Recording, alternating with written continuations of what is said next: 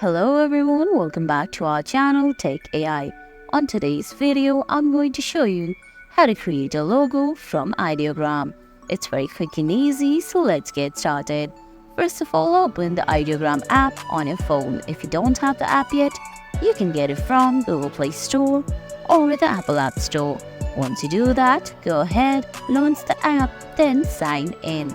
Now on the screen, you're gonna find options like Home, Images, Create, Notifications and Menu. Select the Create option, then describe the type of logo that you want for your brand.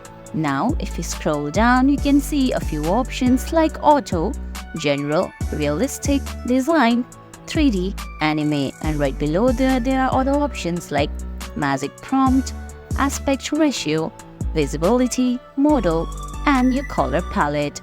Go ahead, set it according to your liking, then tap on Generate from the top right corner.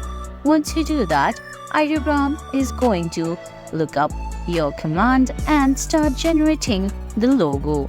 Wait a couple seconds, then it will be completed and the logo that you want will be created by Ideogram. And guys, that's it.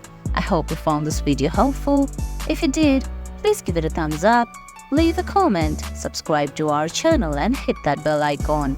See you in the next video. Thanks for watching.